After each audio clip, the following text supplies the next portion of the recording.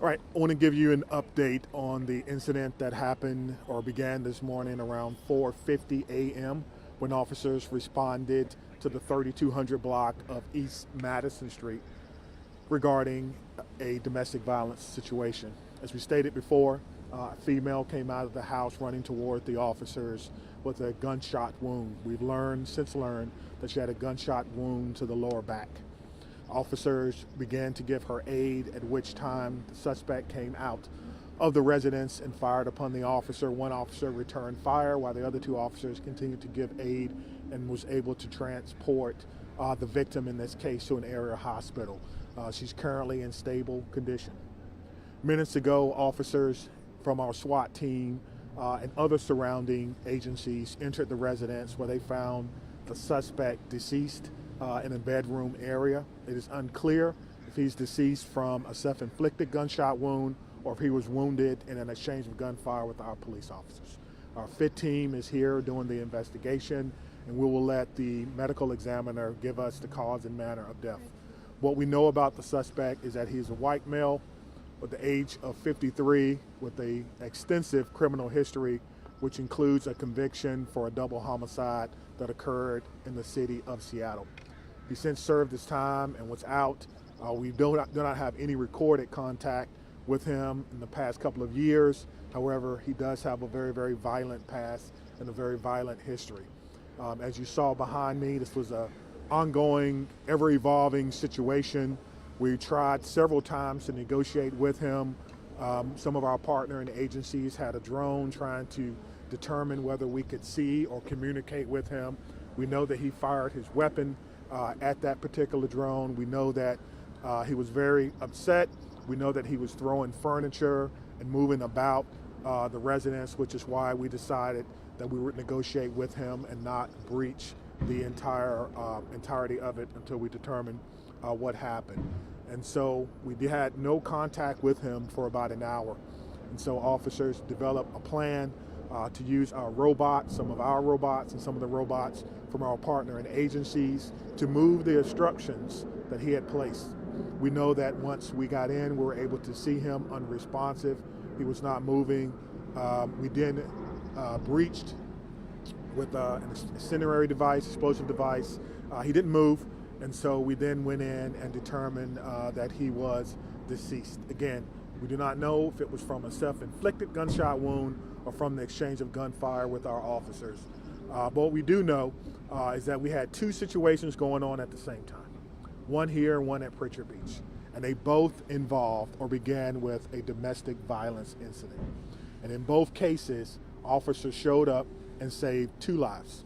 One life was saved here today with the female that was transported with the gunshot wound, and the other life of a victim who was being choked by her partner. So this was a dangerous morning for us. It was a morning where our officers really had to be on point like they always are, work together as a team, and I am glad that none of our officers were hurt. There's no more danger, we believe, to our community at this time. The road will still be closed for a while because now we go into the investigation phase. We want to make sure that we can do a complete and thorough investigation of both scenes, and as soon as that is over, we will release the road and resume the normal flow of traffic. I will take a few questions if I can ask, but remember, this is now an open and active investigation. What if any, can you share about the communication you had with him? What did you say to him? What did he say to you? Sure, negotiators just try to make contact with him, try to let him know that he needs to give up his weapon, he needs to come out. He was obviously not willing to do that. He expressed that he was not willing to come out, but that doesn't stop negotiators. I was a negotiator for 10 years of my career, one of the best jobs I've ever had. And what you try to do is keep that rapport or build that rapport to let the person know to put your weapon down and come out, and so you will be taken into custody. How did the gunman and this victim know each other? How did they know each other? The gunman and this woman. Girlfriend? Yes, was a domestic partner relationship. And was he shooting at you guys when you were trying to help her? That is correct. The officers took gunfire as they were trying to help her because she ran out when she saw the police. What kind of gun did he have? I do not know. I know it was a handgun. Do you know how many times he? To this extensive history. Sure. What I can tell you is that he was arrested and convicted for a double homicide in the late 90s. He served his time and got out, we believe, around 2017, and has been back in Seattle since that time. Was that also related to domestic violence? It was not. You knew what you were coming into because We did not know that, no. This is information that we discovered while trying to communicate with him. Do we know how many times officer shot at him? We do not know. We never say that until we have the investigation. We never do that. So I'll take one more and then I'll go.